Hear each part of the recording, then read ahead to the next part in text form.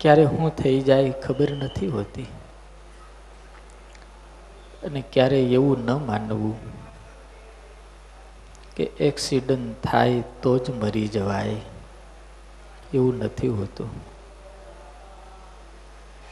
લગભગ 2 મહિના પહેલા ભાવનગર ગયો હતો એક હરિભગત જુવાન.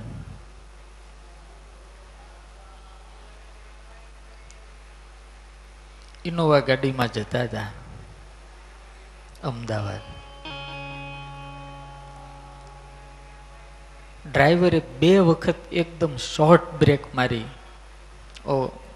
આમ તારવવા જતા હશે ગાડી ઓવરટેક કરવા, કે સામે આવ્યું, શોર્ટ બ્રેક મારી અને જે આંચકો લાગ્યો ભયંકર, એ બાજુની સીટ ઉપર બેઠા હતા, એ 2 વખત જે આંચકો લાગ્યો એમાં કોમોમ જતા રહ્યા.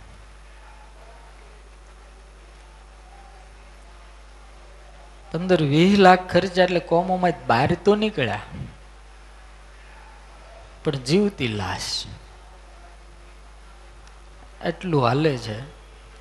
એની આંખ હાલે, કાન હાલે, જીભ હાલે, નાક હાલે, બુદ્ધિ બરોબર હાલે જેવી હતી એવી. અહીંથી માંડીના બધું, આંગળી હલી નથી એકતી. 2 વર્ષથી ખાટલામાં છે. તમે કલ્પના કરો ખાલી, બે વર્ષથી ખાય, નળિયું નાખી, ફોનમાં વાતું કરે. ત્યારે આપણને એમ થાય કે આ કરતા મારા લઈ જાય તો આને સારું. આખું ઘર બિચારું થાય.